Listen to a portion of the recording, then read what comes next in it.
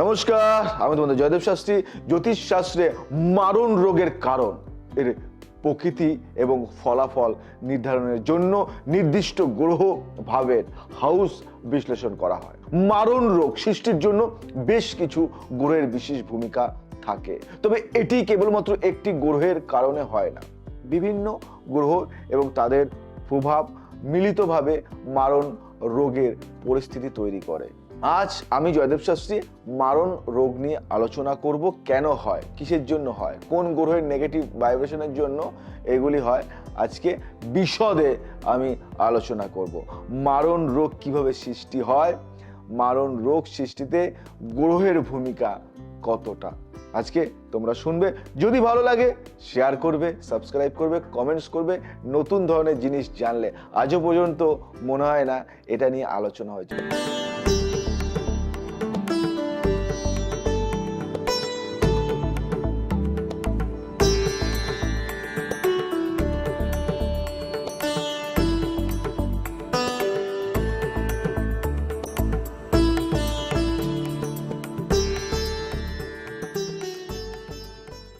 শনি, Saturn. শনি দীর্ঘস্থায়ী রোগ এবং কষ্টের কারক। এটি হাড়, জয়েন্ট, নার্ভাস সিস্টেম এবং দীর্ঘস্থায়ী রোগের জন্য দায়ী। যদি শনি ষষ্ঠ, অষ্টম বা দ্বাদশ ভাবের অধিপতি হয় এবং কুগ্রহের যেমন মঙ্গল, রাহু, কেতু সঙ্গে সংযুক্ত থাকে, তবে এটি মারণ রোগ সৃষ্টিতে ভূমিকা রাখে। বুঝতে পারলে? যেমন ধরো মঙ্গলের ক্ষেত্রে মঙ্গল রক্ত, পিত্ত এবং অস্ত্রোপচার সম্পর্কিত সমস্যার জন্য দায়ী। বুঝতে পারলে? এবার মঙ্গলের দুর্বল বা পাপ গ্রহের সঙ্গে যুক্ত অবস্থান গুরুতর আঘাত বা দুর্ঘটনার মাধ্যমে মৃত্যুর কারণ হতে পারে। বুঝলে কত বড় কথা এটা। রাহু অজানা এবং কঠিন রোগের প্রতীক।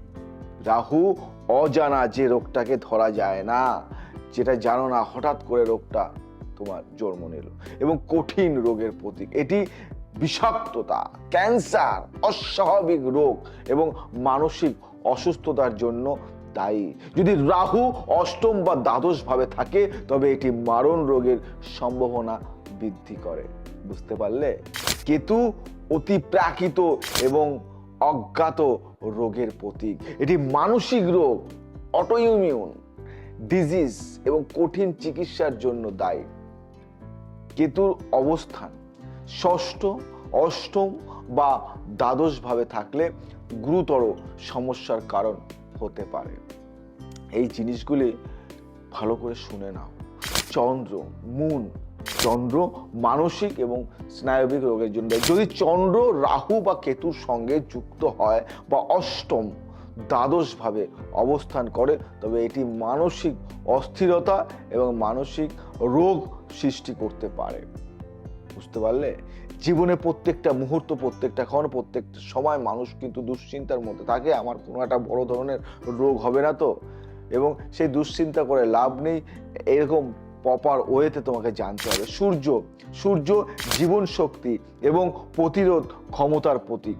দুর্বল সূর্য নিশ্চিন্ত বা কুগ্রহের সঙ্গে যুক্ত। দুর্বল সূর্য নিচস্থ বা কুগ্রহের সঙ্গে যুক্ত রোগ প্রতিরোধ ক্ষমতা হ্রাস করে, যার ফলে গুরুতর রোগ দেখা দিতে পারে। এটা মাথায় রাখবে।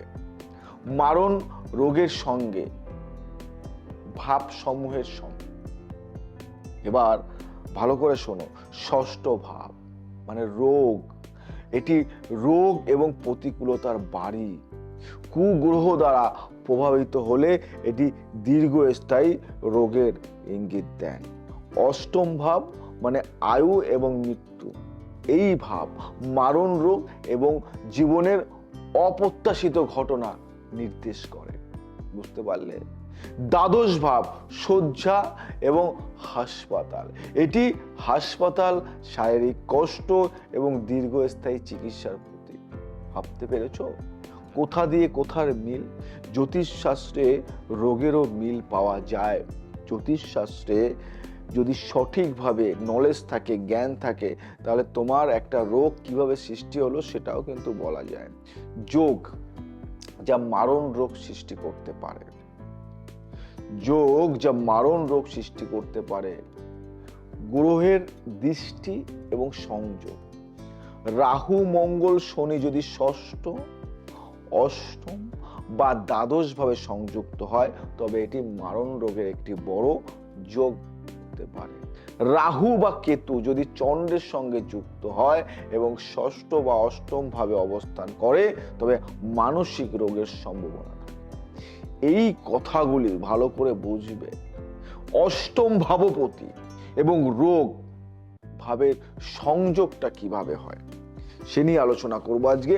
অষ্টম ভাবপতি এবং ষষ্ঠ ভাবপতি যদি পরস্পর সংযোগ স্থাপন করে বা একে অপরের সঙ্গে দৃষ্টি বিনিময় করে, তবে এটি মারণ রোগের যোগ তৈরি করে। অনেকে ভয় পাচ্ছ না? মারণ রোগের যোগ, এর প্রতিকারও আছে, এর প্রতিকার আছে, এর উপায় আছে, এর বিধান আছে। নিচ গ্রহ যোগ যদি জন্মছকে শনি, মঙ্গল, রাহু বা কেতু নিচস্থ অবস্থানে থাকে, তবে এটি রোগ এবং মৃত্যুর সম্ভাবনা বাড়ায়। মারণ রোগকে সবাই ভয় পায়, ক্যান্সার। মারণ রোগ মানে ক্যান্সার, এবং যে রোগ ধরা যায় না, যে রোগ তোমাকে শেষ করে দেয়, যে রোগ তোমাকে তিলে তিলে তিলে তিলে ধ্বংস করে দেয়, সেই রোগের কথা বললাম। নক্ষত্র এবং দোষ বিশ্লেষণ। গন্ধমূল নক্ষত্র শিশুকালের অকাল মৃত্যুর সম্ভাবনা তৈরি করে। মৃত্যু সংক্রান্ত যোগ অশুভ নক্ষত্রে জন্মগ্রহণ করলে এবং রাহু কেতুর কুপ্রভাব থাকলে মারণ রোগ দেখা দিতে পারে। বুঝতে পারলে? এই জিনিসগুলি শেখো, জিনিসগুলি জানো, জিনিসগুলি বোঝার চেষ্টা করো। অনেক কিছু জানতে পারবে, অনেক কিছু শিখতে পারবে, অনেক কিছু বুঝতে পারবে। মারণ রোগ নির্ধারণের দশা এবং গোচর, মারণ রোগ নির্ধারণের দশা এবং গোচর নিয়ে আজকে আলোচনা করব। কুগ্রহের মহাদশা, যেমন শনি, রাহু, কেতু চলাকালীন যদি অষ্টম ভাব বা রোগ ভাব সক্রিয় হয়, তবে মারণ রোগ দেখা দিতে পারে। বুঝতে পারলে? গোচর, ট্রানজিট, এই ট্রানজিটটা আমরা অনেকে বুঝতে পারি না। ট্রানজিট নিয়ে একটা বিশদে একটা প্রোগ্রাম করব, পরে শুনতে থাকতো। শনি, মঙ্গল বা রাহু যখন ষষ্ঠ, অষ্টম বা দ্বাদশ ভাব প্রবেশ করে এবং কুগ্রহের সঙ্গে যুক্ত হয়, তখন এটি রোগের কারণ হতে পারে। শনি, মঙ্গল বা রাহু, এটা মাথায় রাখবে। এই জিনিসগুলি অত্যন্ত অত্যন্ত পড়াশুনো করে, রিসার্চ করে তৈরি করা। এগুলি শুধু তোমাদের জন্য। তার মানে ভাবো যে জ্যোতিষটা নিয়ে আমি কত ঘাটি, কত ভাবি, কত এটাকে নিয়ে রিসার্চ করি। মারণ রোগ প্রতিরোধের জন্য প্রতিকার আমি দেব তোমাদেরকে। আমি দৈব কিছু প্রতিকার, ঘরোয়া কিছু প্রতিকার তোমাদের দিচ্ছি। পৌরাণিক উপায়, মহামৃত্যুঞ্জয় মন্ত্র জপ করা, রাহু কেতুর জন্য চন্দ্রগ্রহণ বা শনিবার বিশেষ পুজো করা, পবিত্র নদীতে স্নান এবং দান করা।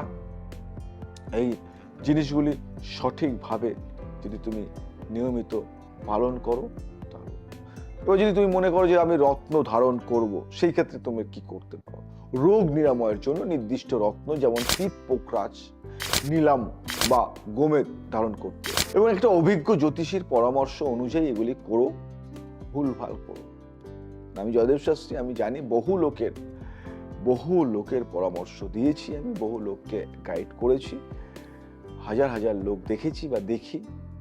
তাই তোমাদেরকে বলবো, অনেকের অনেক সমস্যা থাকে, সমাধান হয়।